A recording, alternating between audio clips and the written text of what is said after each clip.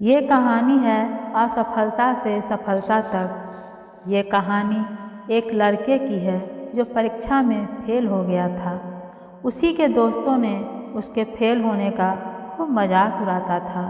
लड़का ये सब सहन नहीं कर पाता था और अपने घर लौट आया। वो इतना उस विषय में सोचने लगा कि तनाव में रहने लगा।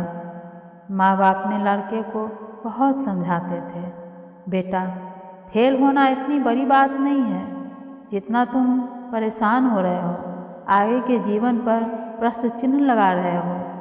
जब तक इंसान अच्छे बुरे, सफलता असफलता के दौर से नहीं गुजरता तब तक वह जीवन को अच्छे से नहीं समझ पाता और बड़े काम भी नहीं कर सकता। लेकिन उसे उनकी बातों से कोई फर्क ना पड़ा, ना ही संतुष्टि हुई। अशांति और निराशा में डूबा हुआ लड़का एक रात खुद को हानि पहुंचाने के इरादे से चल दिया। रास्ते में चलते चलते उसे एक बौद्ध मठ दिखाई दिया। वहाँ से कुछ आवाज़ें आ रही थी। लड़का उत्सुकतावश मठ के अंदर प्रवेश कर गया। मठ में एक भिक्षुक कह रहा था, बहता पानी दूषित क्यों नहीं होता? क्योंकि वह बहता है। उसके मार्ग में आने वाली बाधाएं उसे रोक नहीं पाती, क्योंकि वह बहता रहता है। पानी की एक बूंद झरने से नदी, नदी से महानदी और फिर समुद्र कैसे बन जाता है? क्योंकि वह बहता है। इसलिए मेरे दोस्तों, आप भी कभी मत रुको, बहते रहो।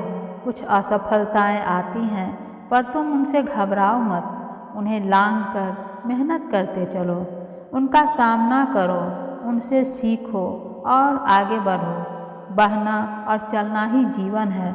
असफलता से घबराकर रुक गए तो उसी तरह सड़ जाओगे जैसे रुका हुआ पानी सड़ जाता है। इन शब्दों को सुनकर लड़के के मन में नई हिम्मत जगी।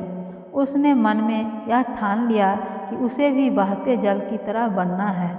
इसी सोच के साथ वह घर की ओर मुड़ गया। अगले दिन वह बिल्कुल बदल गया। उसमें जैसे नई ऊर्जा आ गई। उस दिन के बाद कोई भी मजाक या बाधा उसे आगे बढ़ने से रोक नहीं पाई। बाद में वह वियतनाम के राष्ट्रनायक हो ची मिन्ह के नाम से जाना गया। असफलता भी सफलता की सीढ़ी है। कभी हिम्मत ना हारें, हमेशा आगे बढ़ते रहें। यही हमें इस कहानी से शिक्षा मिलती है।